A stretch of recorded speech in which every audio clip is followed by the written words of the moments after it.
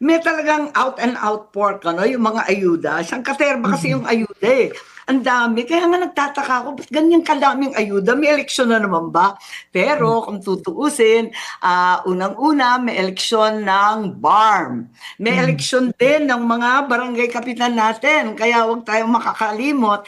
And of course, alam naman natin, may schedule daw. The charges will be filed January 15. Babaklasin sa February 1 ang ICI.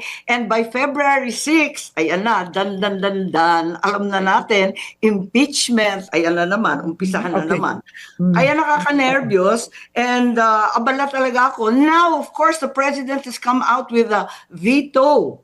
A veto na kahapon. I don't have the gory details, but from what I gather, these are vetoes only to do with the unprogrammed. Maraming nagtatanong sa akin, ano ba yung unprogrammed na yan? Parating pinag-uusapan.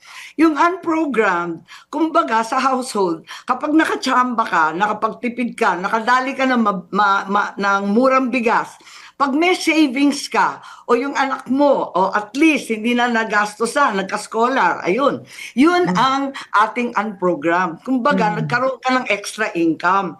So in truth and in fact, the unprogrammed funds are not a part of the 6.8 trillion budget. They're not a part of the budget kasi wala pang pera yan eh. So, in fact, yung veto is no veto at all because not a single of the line items and programs and projects has been vetoed. Unprogrammed lang. Nakakatawa pa nga yung Kumbaga, it does not exist yet. That's the best way to put it. It does not exist. Correct. Wala pang datong. Wala pang savings. Yun, just in case makachamba tayo. Ayun, parang ganun.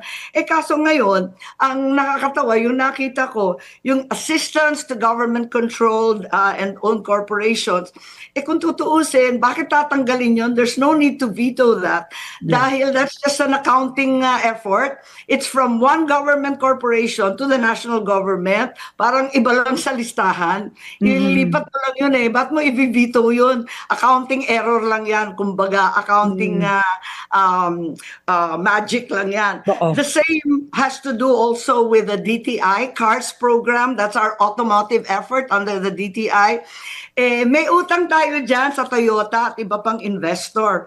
And the utang is a tax incentive. So once again, there's no cash outlay. There's no need to veto because all you're doing is writing down, teka, they are qualified to get the following incentives. So nag-aalangan ako sa veto, nakakatawa eh.